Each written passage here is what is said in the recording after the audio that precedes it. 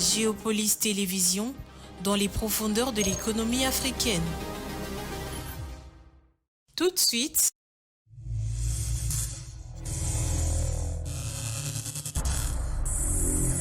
le journal.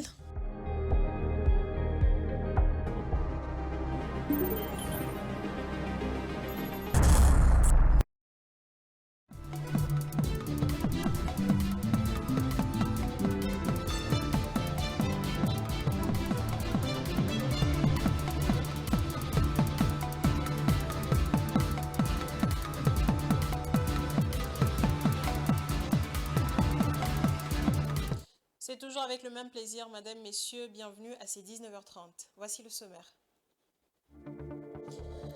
La RDC, le Rwanda et l'Angola ont conclu un accord sur le plan harmonisé de neutralisation des FDLR et une décision et la levée des mesures de défense rwandaises, une décision qui suscite des réactions, notamment du parti lumumbiste unifié Palou qui s'interroge sur les tenants et les aboutissants du dit accord. Vous le suivrez dans cette édition. Et puis, pendant que les léopards de la RDC se retrouvent en Tanzanie pour un match décisif en vue de la qualification de la CAN Maroc 2025, les anciens coéquipiers de la légende Mutombo lui ont rendu hommage à Kauka. Dans ce journal, vous découvrirez Mutombo Dikembe vu par ses coéquipiers du BC Onatra. À la une également, avec une valeur de marché estimée à 12 milliards de dollars, le coton africain s'affirme comme un pilier économique majeur à travers le groupe de pays C4+. La 6e édition de la Journée mondiale du coton à Cotonou ouvre la voie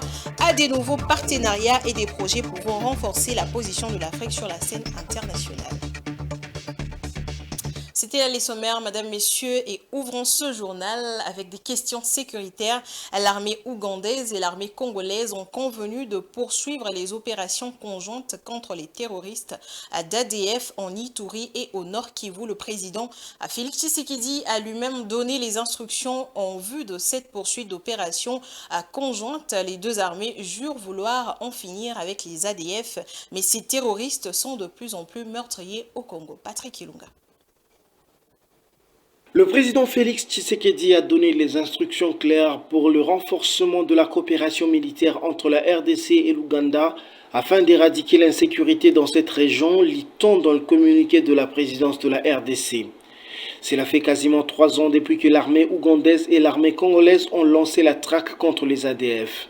C'était en novembre 2021 que l'opération conjointe avait été lancée, initialement pour 6 mois. Selon les différents rapports que les deux armées avaient l'habitude de faire, les opérations conjointes avaient substantiellement réduit la capacité de nuisance des rebelles ougandais, au sujet desquels il était dit être réduits en petits groupes et s'attaquant aux civils en représailles. L'armée ougandaise et l'armée congolaise avaient affirmé d'ailleurs que les rebelles étaient réduits à des incessantes errances, se déplaçant d'une cachette à une autre. Malgré cela, les ADF sont restés le groupe armé le plus meurtrier en République démocratique du Congo selon l'ONU. Un rapport des experts des Nations Unies affirme que depuis la mi-octobre 2023, les activités militaires des ADF se sont intensifiées, en particulier dans la partie nord du territoire de Beni et au sud de la province de l'Ituri. Les ADF sont restés le groupe armé qui a commis le plus grand nombre de meurtres en RDC en 2023 avec plus de 1000 personnes tuées, principalement des civils. La MONUSCO, quant à elle, a publié un rapport qui affirme que entre juin et septembre 2024, les ADF auraient causé le plus grand nombre de victimes avec 467 civils tués, dont des femmes et des enfants. Les opérations conjointes entre l'armée ougandaise et l'armée congolaise sont renouvelées malgré les affirmations du speaker de l'Assemblée nationale, Vital Kamerhe, qui a accusé publiquement l'Ouganda d'être parmi les agresseurs de la RDC. C'était dit en titre lors de la 5e réunion tripartite facilitée par l'Angola. Les ministres des Affaires étrangères de la RDC, du Rwanda et de l'Angola ont conclu un accord sur le plan harmonisé de neutralisation des FDLR et la levée des mesures de défense rwandaises selon la facilitation angolaise. Cet accord suscite beaucoup de réactions dans les états-majors politiques en RDC. La dernière en date est celle du parti lumumbiste unifié Palou. Robert Ngambi. Au cadre de ce parti s'interroge sur les tenants et les aboutissants de ces négociations. Il a été joint au téléphone par Jojo Moulamba. Jusque-là, il y a encore beaucoup de zones d'ombre pour donner un véritable point de vue très éclairé. Mais ce qui est un questionnement plus important, c'est que de part et d'autre, pour des réponses à avoir, pour ceux qui ont négocié, le Congo dit, donc le Rwanda justifie sa présence au Congo par la chasse ou la traque des FDLR, et le Congo légitime cette thèse pour dire oui, tu as raison de venir au Congo chercher les FDLR, et les deux pays se disent non, laissez-moi, au lieu que c'est toi qui les chasses, laissez-moi moi-même, Congo, neutraliser les FDLR, et toi tu vas retirer tes troupes. Je ne sais pas si c'est ça la logique. Alors, deuxièmement, est-ce que l'occupation de Bunagana, Rutshuru, Masisi, entre toujours dans le schéma du Rwanda de la recherche et de la traque des FDLR? C'est ça.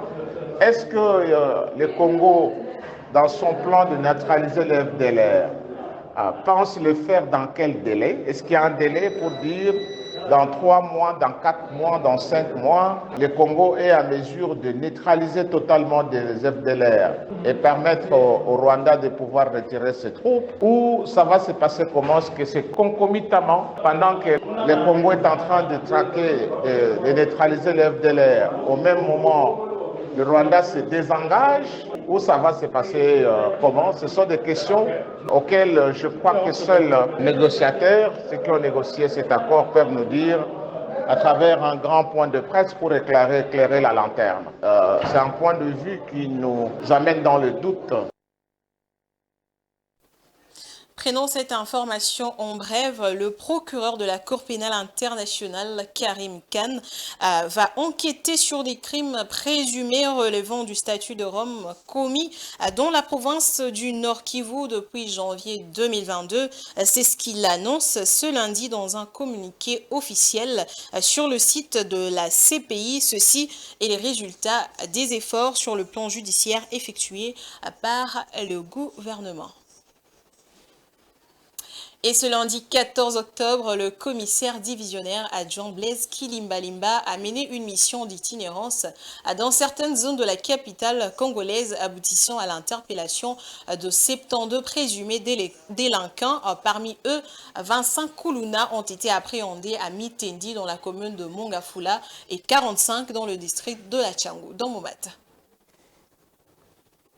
Après l'évasion récente de la prison centrale de Makala, la criminalité a fortement augmenté à Kinshasa. Pour remédier à cette situation, le commissaire divisionnaire adjoint Blaise Kilimbalimba a entrepris ce lundi 14 octobre une ronde à travers la ville, partant de Mongafula dans l'ouest et se dirigeant vers l'est, notamment vers Massina. Lors de son passage à Mongafula, 25 présumés délinquants, appelés Kuluna, ont été appréhendés. Ces individus qui créent la peur au sein de la population sont parmi ceux qui ont récemment échappé à la justice. À Massina, 25 autres délinquants ont été interpellés, notamment les jeunes armés qui attaquaient des citoyens. Au cours de cette mission, Kilimbalimba a tenu une parade en présence du bourgmestre de Kalamou et des habitants. Il a rappelé aux policiers leurs responsabilités et a écouté les préoccupations de la population. En réponse, il les a rassurés sur la mise en place des mesures fermes pour garantir leur sécurité et celle de leurs biens. Le commissaire a également promis de poursuivre cette ronde dans toutes les 24 communes de Kinshasa pour rétablir l'ordre et la sécurité dans la ville.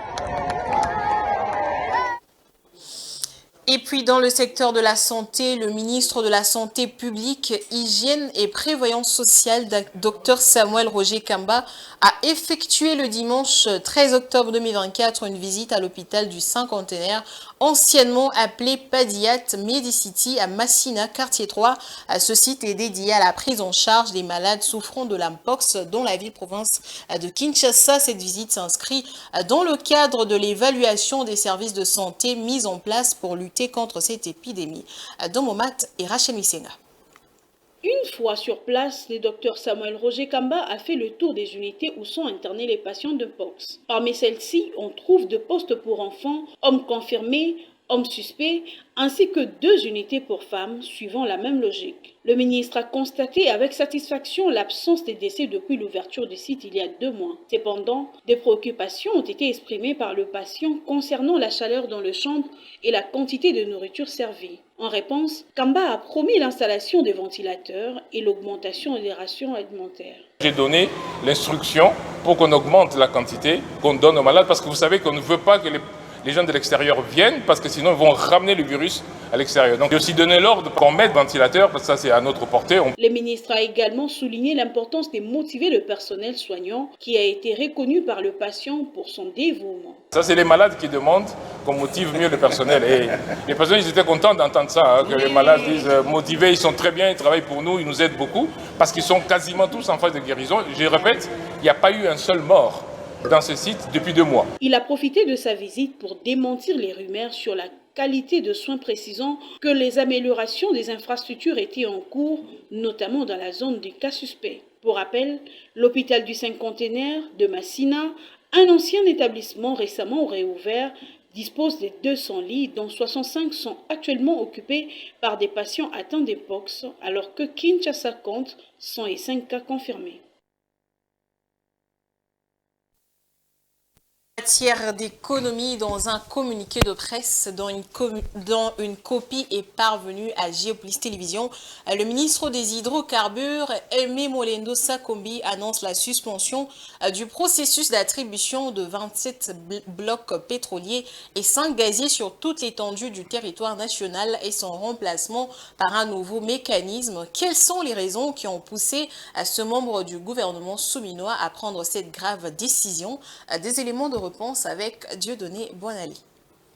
Lancé avec tambour et trompette le 28 juillet 2022, le processus d'appel d'offres pour l'attribution des 27 blocs pétroliers et 3 gaziers en République démocratique du Congo est en évaluation au ministère national des hydrocarbures. Les rapports de validation de la commission administrative révèlent une absence de candidatures, des offres non recevables, des cas de dépôt tardif, des offres inappropriées ou irrégulières, un défaut de concurrence qui ont empêché la poursuite de la procédure vers l'attribution des droits d'hydrocarbures. Fort de ce qui précède, le ministre national des hydrocarbures, Aimé Molendo Sakombi, est dans l'obligation de déclarer l'annulation du processus en cours et c'est à partir de la publication sur le site web du ministère et en même temps, les patrons aux hydrocarbures mettent en place un nouveau mécanisme pour relancer incessamment la même procédure. Dans la foulée, Molendo Sakombi demande aux candidats et à soumissionner de prendre langue avec la commission ad hoc pour les modalités pratiques.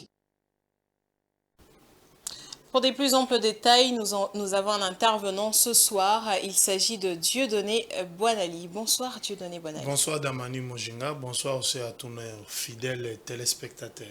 Alors pourquoi le gouvernement a pris cette décision? A-t-il eu plus des ONG environnementales internationales? Bon, je dirais non, le gouvernement n'a pas eu peur des ONG environnementales internationales, dont les principales sont Greenpeace et puis Global Witness, pour ne citer que celle-ci. Le gouvernement a pris cette décision pour éviter des problèmes au niveau des institutions de Bretton Woods, en l'occurrence, je cite le Fonds monétaire international et la Banque mondiale, dans le cadre des accords qui lient la RDC et ses partenaires financiers au développement. Il y a certaines conditionnalités qui sont posées aux pays africains et particulièrement la République démocratique du Congo, dont des réformes dans plusieurs secteurs miniers, des hydrocarbures et gaz. Il a été demandé au gouvernement congolais de rendre transparent les processus d'attribution des blocs, de 27 blocs pétroliers et 5 gaziers sur toute l'étendue du territoire national. C'est ce qu'essaye de faire le gouvernement congolais. Vous vous souviendrez qu'il y a 2 ans, le ministre national des hydrocarbures, je cite Didier Boudimbo Toubwanga, qui est actuellement ministre national des Sports, avait lancé les opérations les processus d'attribution des blocs pétroliers et gaziers. Les processus étaient transparents, mais nous constatons 2 ans après qu'il n'y a pas eu engouement autour de ces blocs pétroliers et gaziers. Et puis, il y a eu certaines irrégularités qui ont été constatées, comme nous l'avons vu dans cet élément des reportages de la rédaction. C'est comme ça que le gouvernement s'est dit, bon, revenons à la case de départ, donnons la chance à tout le monde, les investisseurs tant au niveau national qu'international, ouvrons grandement les portes du secteur des hydrocarbures pour créer la concurrence et au finish que l'État se retrouve, le peuple congolais se retrouve, l'investisseur aussi se retrouve. Voilà les raisons qui ont poussé le ministre Molendo Sakombi à revenir sur la décision de son prédécesseur. Il ne fait pas ce qu'on dit souvent, on ne jette pas l'enfant avec l'eau de son bain. D'ailleurs, dans son communiqué, il demande aux entreprises qui ont souscrit, qui ont répondu à cet appel d'offres et qui ont répondu à toutes les conditions de forme, d'être calme, de s'apaiser, leurs soumissions seront prises en compte. Mais les entreprises dont les soumissions ont été classées dans les lots des irrégularités, dépôts tardifs, celles-là, leurs offres seront rejetées, mais il y a une seconde chance qui leur est accordée. Ils peuvent soumissionner de nouveau. Okay. Donc, ils seront repêchés. Oui, ils seront repêchés. Alors, cet appel d'offres a été lancé il y a 2 ans, pendant que le ministre Didier Boudimbo était en fonction. Alors, le ministre Molendo Sakombi ne remet-il pas en cause le travail fait par son prédécesseur? Non.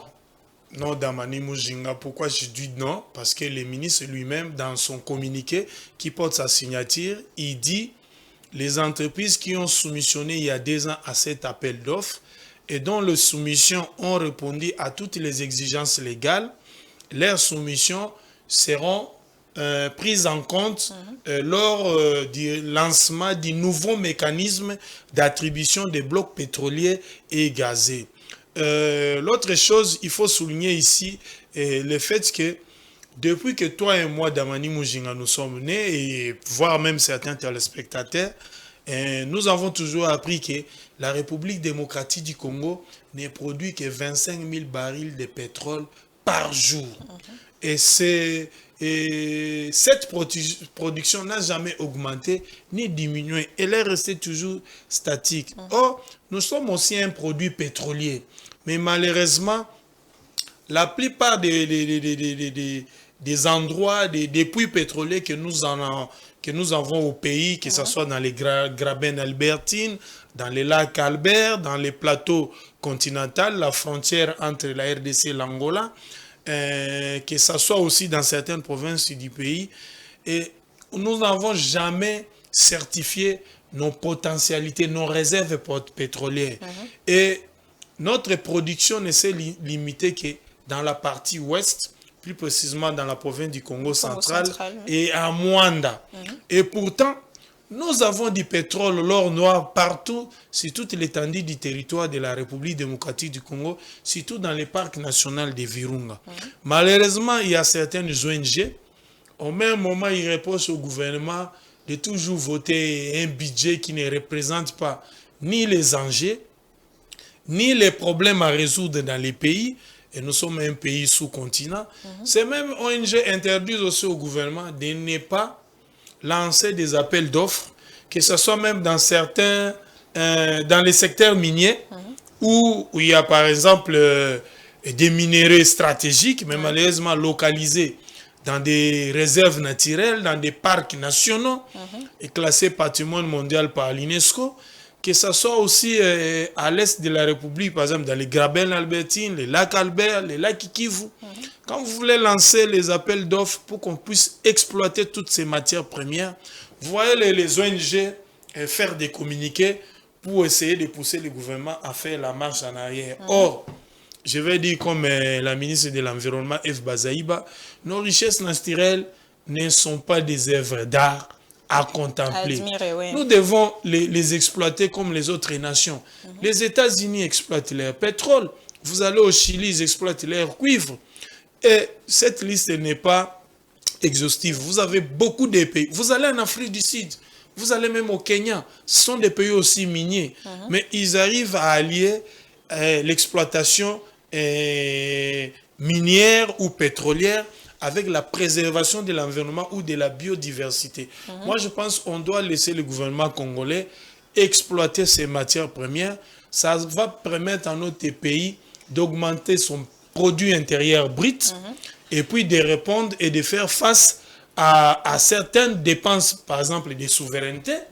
Il faut réformer notre armée, l'équiper, donner aux militaires des soldes qui répondent à leurs besoins et puis de prendre en charge leurs familles, les enfants, et prendre en charge la police, leur doter des matériels, construire des infrastructures. Vous savez que notre pays est enclavé jusqu'au moment où nous parlons. Il y a certaines provinces qui sont proches, mais qui n'arrivent pas à se relier entre elles. Voilà ce que je peux dire. Le Molendo Sakombi n'a pas jeté tout ce qui a été fait par son prédécesseur, mais il corrige plutôt les ratés. Si nous le disons, ce n'est pas pour soutenir l'un et pour contrarier l'autre. Voilà, et enterrer l'autre. C'est dans le cadre de l'amélioration de l'action publique pour que lorsque les entreprises qui vont gagner ces marchés, qu'on ne puisse pas dire que non, ça n'a pas obéi à la loi des marchés, il n'y a pas eu de concurrence, c'était des marchés attribués de gré à gré. En tout cas, le processus doit être clean. Voilà, merci à vous, Dieudonné Boinali, pour ces éclaircissements. Merci aussi à vous pour l'invitation. Je pense qu'une autre est en route. Voilà, on poursuit avec l'actualité du côté du sport. À 24 heures de leur confrontation décisive, les Léopards de la République démocratique du Congo se préparent à affronter les Taifa Stars de Tanzanie ce mardi 15 octobre 2024 à 14h, heure de Kinshasa, au stade Benjamin Mkapa de Dar es Salaam. Ce match retour de la 4e journée des éliminatoires de la Coupe d'Afrique des Nations 2025 pourrait sceller la qualification de la RDC pour la phase finale. La Patience Lokeke au commentaire. À 24 heures de leur confrontation décisive, le Léopard de la République démocratique du Congo se prépare à affronter les Taifa Stars de Tanzanie ce mardi 15 octobre 2024 à 14h, heure de Kinshasa, au stade Benjamin Mkapa. Ce match retour des éliminatoires de la Coupe d'Afrique des Nations 2025 pourrait sceller la qualification de la RDC pour la phase finale. Leaders invaincus de leur groupe H avec 9 points, les Congolais qui sont arrivés à Dar es Salaam dimanche 13 octobre dans la soirée n'ont besoin que d'un petit point, mieux une victoire pour s'assurer leur billet pour le Maroc. Sous la direction de leur sélectionneur Sébastien Desabre, les Léopards abordent cette rencontre avec beaucoup de sérénité et de détermination. Quelle que soit l'équipe qui est en face de nous, ce qui nous intéresse, c'est nous, c'est notre détermination à rentrer dans les matchs. Demain, les joueurs sont très concentrés, on sera très motivés pour faire un résultat ici. Lors du match aller à Kinshasa, la RDC s'était imposée sur le plus petit des scores 1-0, malgré une animation offensive timide en première période. Les Léopards ont su se montrer plus dynamiques en seconde mi-temps, notamment grâce aux initiatives de leur allié Théo. Les coachs congolais avaient d'ailleurs souligné la bonne organisation défensive des Tanzaniens qui avaient réussi à bien fermer les espaces, un défi que les Léopards devront à nouveau relever mardi soir à Dar es Salaam. Avec un point qui les qualifierait, les joueurs de la RDC abordent cette rencontre avec une certaine sérénité. Mais leur ambition sera de sceller leur billet pour la CAN 2025 de cette 4e journée, tout en restant invaincus dans ces éliminatoires.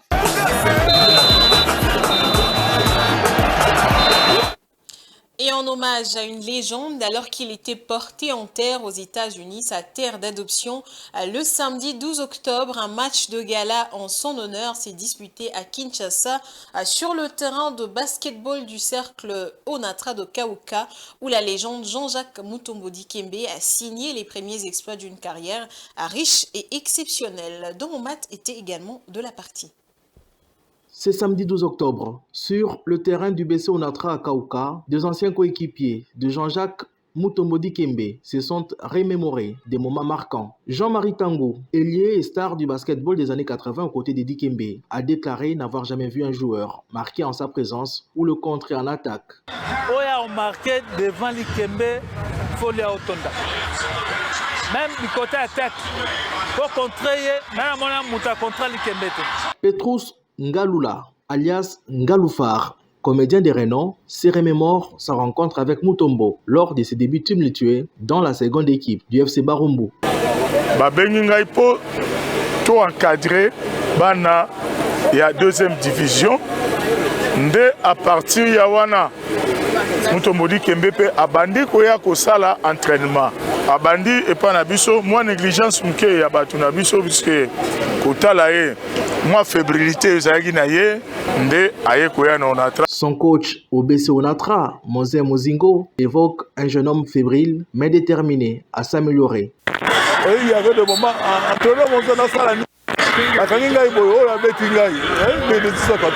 pourquoi tout ça, il fallait lui donner le temps, lui expliquer, lui remonter le moral. Serge Bouzangou, l'un des rares basketteurs congolais à évoluer au-delà des frontières de la RDC à l'époque zaïroise, exprime sa fierté lorsque Dikembe fut drafté en NBA. Le fait qu'un de nôtres ait été drafté en NBA, c'était un sentiment de fierté.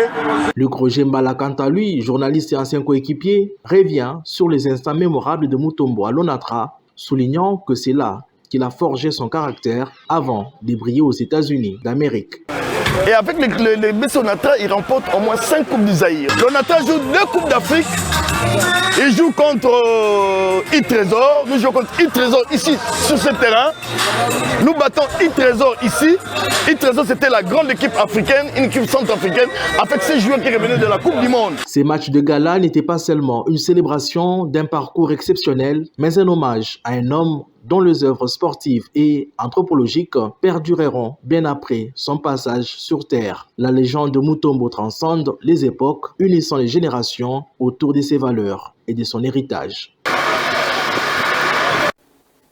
Madame, Messieurs, l'actualité, c'est aussi au-delà de nos frontières. Faisons place à la page internationale.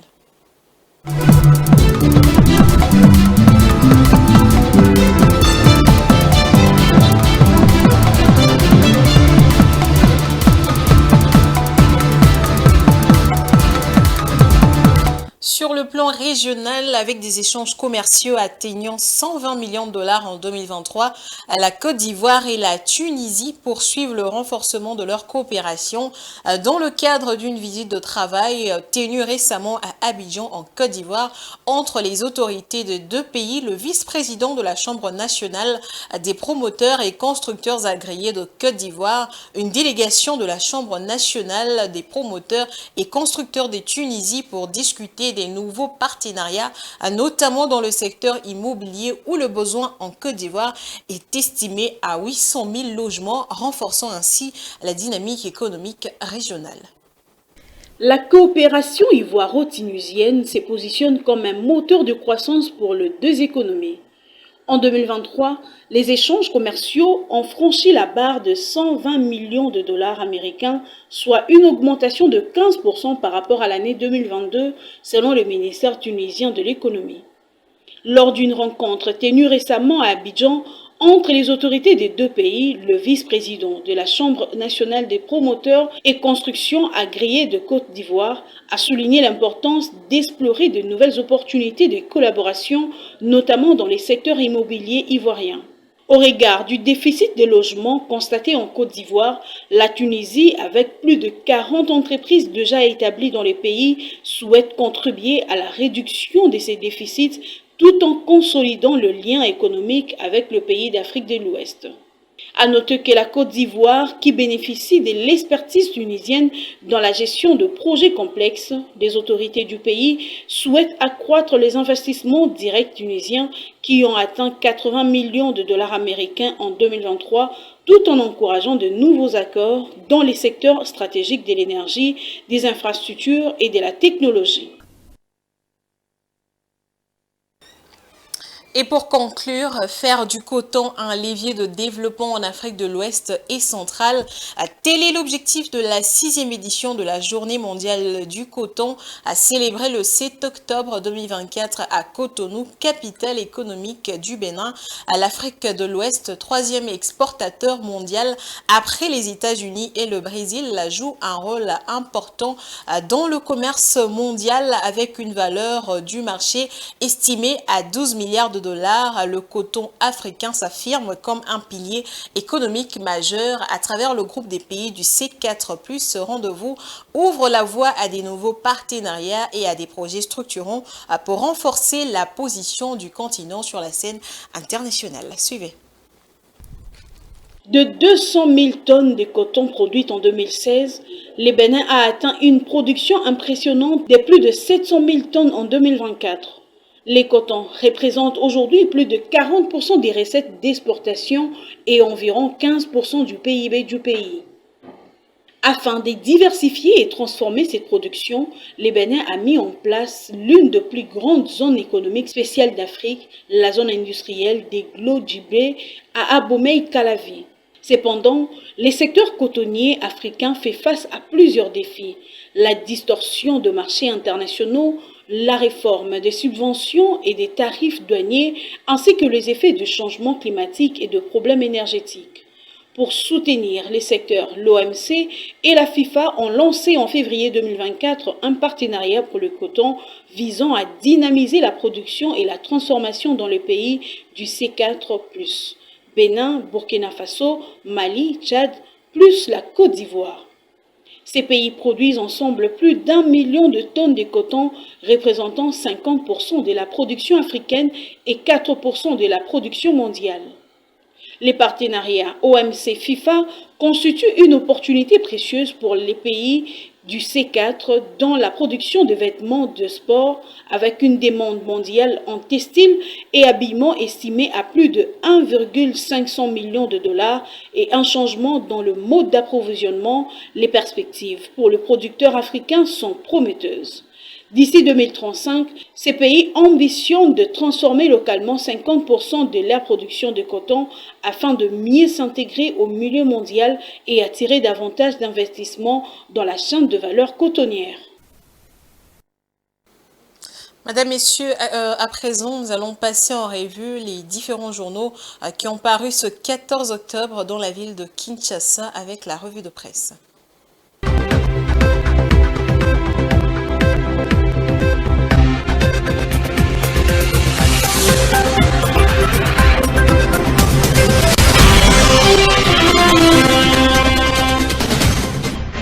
Mesdames et messieurs, bonsoir et bienvenue à cette revue de presse. Commençons avec Géopolis qui aborde une préoccupation majeure pour le Congolais, la grève des enseignants des écoles publiques qui perdure depuis plusieurs semaines. Les tri hebdomadaires soulignent que l'année scolaire risque d'être compromise si aucune action n'est entreprise. Les parents désespérés commencent à espérer le retour des contributions financières alors qu'ils s'attendent à ce que l'État prenne en charge ses frais. La société civile, regroupée au sein d'une coalition des parents d'élèves, blâme le gouvernement pour son incapacité à répondre aux revendications légitimes des enseignants. De son côté, poursuit le même journal, le gouvernement assure qu'il travaille à honorer les accords signés à Bibois. Face à cette crise, le ministre des Finances, en concertation avec la première ministre, a pris l'initiative de rassembler les informations nécessaires afin de trouver une solution rapide, reconnaissant que cette situation ne peut perdurer. Un autre sujet inquiétant concerne l'insécurité à Kinshasa. Selon Forum des As, le procureur général de la République, Firmin Mvonde, intensifie la traque des évadés de la prison de Makala. Il a noté une recrudescence des actes criminels tels que l'extorsion et les vols à main armée, qui rendent la vie de plus en plus difficile dans cette mégalopole de plus de 10 millions d'habitants. Tous les procureurs généraux près les cours d'appel de Kinshasa sont instruits de mobiliser tous les moyens légaux pour appréhender ces individus dangereux. Info 27 attire également l'attention sur la situation préoccupante dans l'est de la RDC où le tas de sièges dans les provinces de l'Ituri et du Nord Kivu est au cœur des discussions. Lors du 17e Conseil des ministres, Félix Tshisekedi a souligné l'importance d'assouplir cet état de siège instauré en mai 2021 pour lutter contre l'insécurité due aux groupes armés. Les mesures envisagées visent à faciliter une transition vers une gouvernance civile tout en restaurant les libertés fondamentales et en relançant l'économie locale. Enfin, terminons cette revue avec la prospérité sur une note positive. Le collège des fondateurs de l'UDPS a annoncé une relance des activités du parti avec Félix Tshisekedi désigné comme président national. Lors de leur réunion extraordinaire, les membres ont exprimé leur volonté de retrouver l'unicité du parti et de mobiliser toutes les ailes politiques. Des décisions clés ont été prises, notamment une amnistie générale pour les membres ayant rencontré des difficultés vis-à-vis des statuts du parti et l'interdiction d'utiliser ces symboles protégés par des tierces. Merci de votre attention, au revoir et à demain.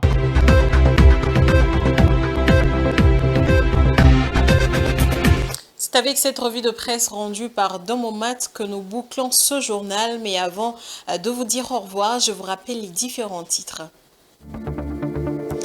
La RDC, le Rwanda et l'Angola ont conclu un accord sur le plan harmonisé de neutralisation de FDLR et la levée des mesures de défense rwandaises. Une décision qui suscite des réactions notamment du parti lumumbiste unifié PALU qui s'interroge sur les tenants et les aboutissants du dit accord. Vous l'avez suivi dans cette édition. À la une également, pendant que les léopards de la RDC se retrouvent en Tanzanie pour un match décisif en vue de la qualification à la CAN Maroc 2025, les anciens coéquipiers de la légende Mutombo lui ont rendu hommage à Kauka. Vous avez suivi dans ce journal Mutombo Dikembe vu par ses coéquipiers du BC Onatra.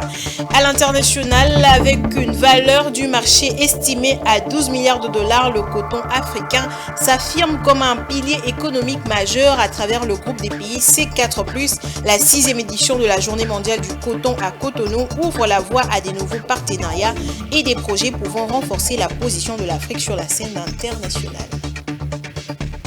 C'est ainsi que nous mettons un terme à ce journal. Madame, Messieurs, merci de votre aimable attention.